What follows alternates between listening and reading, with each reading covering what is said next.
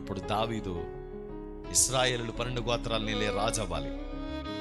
కత్తి పట్టుకోవడం తనకి చేత కాదు, కత్తి పట్టుకోవడం తనకి రాదు. కానీ దేవుడు అతనితో యుద్ధాలు జరిగించాడు.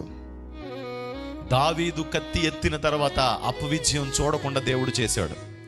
దేవుని వాక్యంలో రాయబడుతుంది, ఒక కత్తి పట్టుకోవడం చేతరాని రాజ కుటుంబంలో పుట్టని ఒక వ్యక్తిని దేవుడు ఎలాంటి అద్భుతమైన వ్యక్తిగా చేశాడు తెలుసా? దావీదు ఒక్కసారి గనక అడుగు పెడితే యుద్ధములో అపవిజయం రానంత గొప్ప కార్యాన్ని చేశాడు.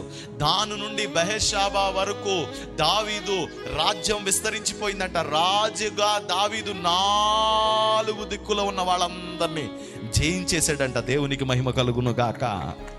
కారణం ఏంటి తెలుసా?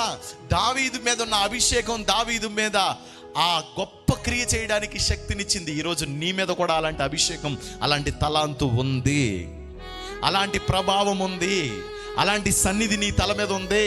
షాలేం రాజు ఎక్కడి నుంచో ఊడిపడలేదు, లేకపోతే పెద్ద పెద్ద సేవకులు ఎక్కడి నుంచో ఊడిపడలేదు. వాళ్ళు కూడా మనలాంటి సామాన్యమైన మనుషులే.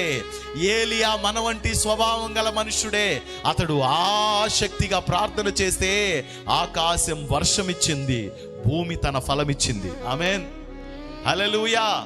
నీ దగ్గర అదే ఆసక్తి మొదలవును గాక. ఆమేన్.